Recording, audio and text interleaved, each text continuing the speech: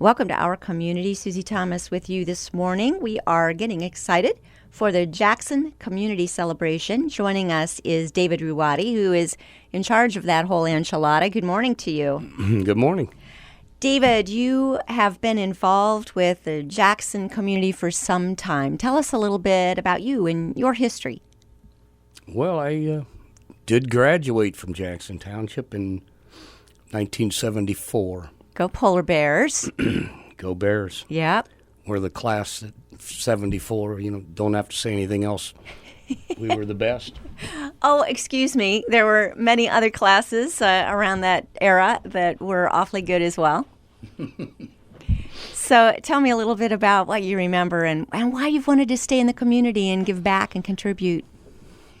Well, I did move away when there was no jobs in the area, but came back and started working in the park system about 26 years ago. I think a lot of people get confused as far as when we say the park system because there's Stark Parks, there's city parks, there's township parks. Help us understand who is part of which parks. Well, the Jackson Community Celebration is a Jackson Township. And if townships were created and cities were then would annex from townships, actually a township was 36 square miles. And then the cities would take over and they would annex parts of townships. Well, Jackson's been very blessed and kept it just about 36 square miles. So Stark County Parks is throughout the total county. Jackson Parks is strictly within the township in our community here that we live. It's always been real good. It started off as a joint recreation board with the school and the township, and then eventually the township took over. When we talk about Jackson Parks, then I know there's that area across the street from the high school that has all the walking path and some neat things for kids to do. And is that the area that we're talking about? What's these mileage we're referring to? Just one of our parks, but we call that our North Park. Okay. And that's north of Fulton Road. Our South Park is on the south side of Fulton Road. And our other largest park then, or one of our larger parks is Fisher Park, which is off of Lake Springs. And that is where the old Fireman's Festival used to take place for old-timers who've been around a while and remember that. The Jackson Community Celebration is an outgrowth of that, or how did this come to be? That's the way I understand it. It started off in the 50s with fundraisers for the firemen to be able to build a fire station and protect our people in the township. They had chili dinners, and then they started a small parade and then a festival thereafter. And it's grown since then. All right, let's reminisce a little bit about that Fireman's Festival. That used to be, before we went on the air, you and I were recalling just good times there. What did that used to mean to the community? Well, to me, it was always like we both talked about is getting back together before we went back to school. Yep. And meeting our friends. They've been gone for the summer, and now we see them again, and we're going to be going into class with them in a week or two. Mm-hmm. And like you say, that parade was so fun because was it only Jackson fire trucks that were going through? Do you happen to know? Because that seemed like a long, big parade that seemed to go on indefinitely, and it was one fire truck after another.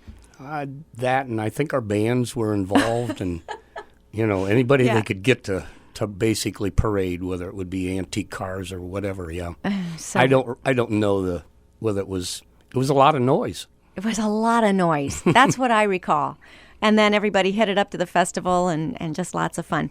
Well, tell me historically then how the Jackson Community Celebration came to be, because they don't do the Fireman's Festival anymore, do they? No. It is the Jackson Community Celebration, like you said. The park system had one that was known as the Star Spangled Celebration, which we shot off fireworks for. The Fair Board which consisted of, I believe, the Lions, the Rotary, the Kiwanis, and help me out with the other one. Oh, JC's. The JC's. Is that the one you're? Yep. Okay. And then from there we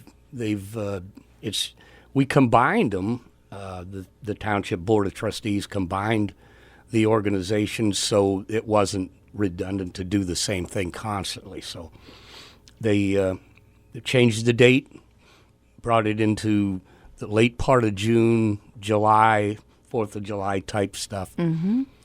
And we've worked together with them and made things happen. Well, what can we look forward to? Tell us the dates and exactly where we're going to be going and what's going to be taking place.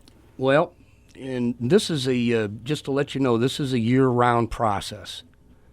No doubt. That it takes place. We have a committee, and like I say, consists of the Rotary, Lions, Kiwanis, volunteers, and the police, our fire, our parks department, our administration, and the Board of Trustees. We're having it this year, June 28th through July 1st, and that will be at the North Park, which is across from Jackson High School, off of Fulton Road. Wednesday, June 28th, hours are 6 p.m. to 11 p.m. There'll be children's activities, Bates Amusement Company, and there will be live entertainment each night on stage. Wednesday night is entertainment by the Chris Winthrop Guitar Academy.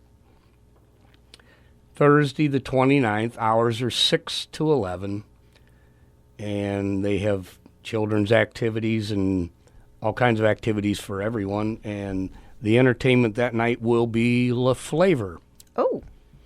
And they're supposed to be one of the They're largest and best groups around this area. They've got quite a following, yes. From the Massillon-Jackson area here. Friday, June 30th, hours are 5 to 11:30. And the entertainment that night will be the Country Fried Band. Now, I understand those are supposed to be country music from around Kent State area, which is supposed to be very popular up there. So fun. Saturday hours, there is a matinee. So if the kids want to come out and get those wristbands early, they can ride all day and all night. That's 1 o'clock till 11:30 p.m. And that night, the entertainment is by the Chris Winthrop Clapton Tribute, Evolution, and Gypsy Mac Tribute. Oh, man. So they're doing an Eric Clapton tribute? That's They're correct. a cover band for... Wow, okay. And the Gypsy Mac Tribute. Okay. Awesome. That's And Saturday night. That is Saturday night. Okay. And obviously the spectacular fireworks at dusk. Okay, how do you pull those off? They are spectacular, as you say. Let me know what goes behind the scenes of pulling that all together, deciding what you're going to do and setting it up. What goes into that? That itself is an art. These guys, I mean, they used to run behind fireworks with a flare and set fuses off and so on and so forth. This is all electronic. Yeah. Very, very high tech, very, very, a lot safer than it ever was before. And it's, it'll be a fabulous show. Where are they setting them off from? If everybody's around there in the park, where are the... It's a secret area. Okay. Okay. They're actually set off at our South Park, which we close Okay. off so many feet for protection. And That's kind of perfect, isn't it? yeah. Nice to have a separate park That's just close, for the guys. That's close to the other park. Yeah, Sure. nice. Okay, and that takes place dusk on Saturday night. When you say dusk, are you 9-ish, 10-ish? Just depending on how dark it gets. Okay. You want to be able to see the spectacular. Right, exactly. Will there be music that go along with those? Yes, I love that. they are coordinated. They're again with technology. Mm-hmm. Two different areas. They just set them off, and It's always awesome to see. Very nice. Okay, that's Saturday. Is that the end, or does something take place on Sunday? Clean up. So we're asking for volunteers to come along and help clean up? We get volunteers. Like Okay. I say, Rotary Lions and Kiwanis does assist with that, plus our park department. Now, these are the organizations then that will benefit, correct? That is true.